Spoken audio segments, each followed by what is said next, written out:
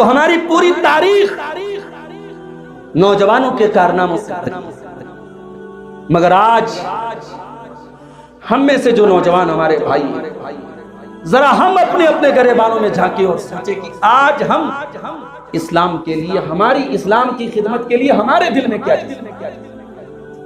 ہمارا نوجوان تو آج عیاشیوں میں مگن ہے، آج ہمارا نوجوان تو محبت اور عشق کی وادیوں میں مست ہے۔ کوئی گٹھے کھا کر کے اپنی صحت برباد کر رہا ہے، کوئی شراب کے نشے میں دھت ہے، کوئی جوا میں مبتلا ہے، کوئی حرام خوری میں مبتلا ہے، کوئی بدکاری میں مبتلا ہے۔ کیا یہ امت کے نوجوان؟ اللہ نے آپ کو جوانی اس لیے نہیں دی ہے میرے بھائی کہ اس جوانی کو آپ عشق و محبت کے نام پہ برباد کر۔ یہ جوانی اللہ کی نعمت ہے اور اس نعمت کا ہم سے حساب لیا جائے۔ قیامت کے دن 5 سوال کا جواب دیے بغیر نہ عالم بچے گا، نہ جاہل بچے گا، نہ آپ بچیں گے نہ میں بچوں گا، سب کو 5 سوالوں کا جواب دینا ہے، اس کے بعد ہی بات آگے بڑھے۔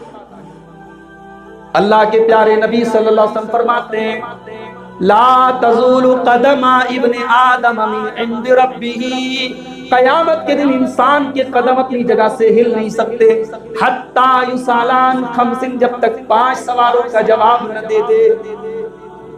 ان عمرہ فیما افناہ، پہلا سوال کیا جائے گا میرے بندے ہم نے 60 سال کی، 70 سال کی، 50 سال کی، 75 سال کی، 80 سال کی ہم نے تجھ کو زندگی دی تھی، تو نے اپنی زندگی کو کہاں گزارا؟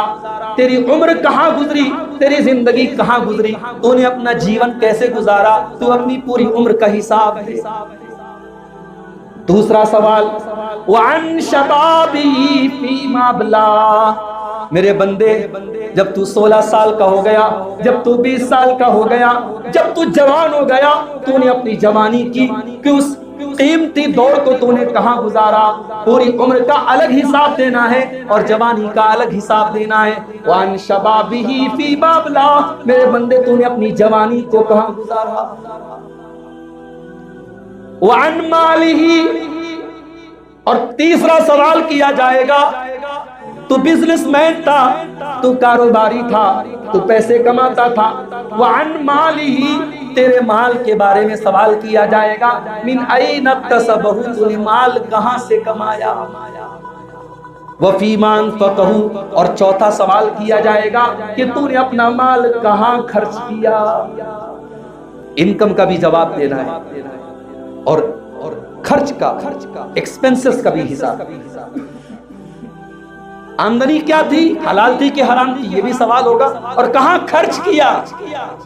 ناجائز تو نہیں اڑایا، فضول جگہوں پر تو نہیں اڑایا، اس کا بھی حساب۔ اور 5واں سوال بڑا ڈینجرس سوال ہے، وَمَاذَا عَمِلَ فِيمَا عَلِمَ، اور اے میرے بندے تو نے جو علم حاصل کیا اس علم کے اوپر تو نے عمل کتنا کیا؟ اب بعض لوگ اس حدیث کو سن کر کے گھبرا جاتے ہیں کہ بھائی زیادہ تقریر مت سنو، زیادہ علم مت حاصل کرو، جتنا علم حاصل کرو گے اتنا زیادہ حساب دینا۔ یہ نادانی ہے۔ دین کا جو بیسک علم ہے، جو دین کا ضروری علم ہے، وہ تو آپ کو حاصل کرنا ہی، وہ تو نہیں حاصل کریں گے تو آپ برباد ہو جائیں۔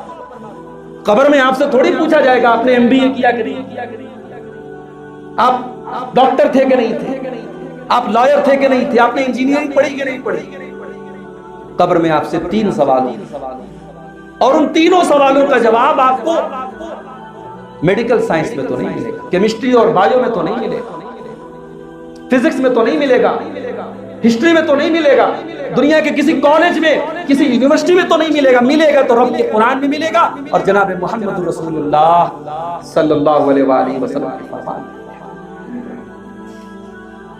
اور جب بندہ صحیح جواب دے گا تو فرشتہ پوچھے گا قبر میں کہ تجھے یہ جواب پتا کیسے چلا کہ تیرا رب اللہ ہے، تیرے نبی محمد صلی اللہ علیہ وسلم ہے، تیرا دین اسلام ہے؟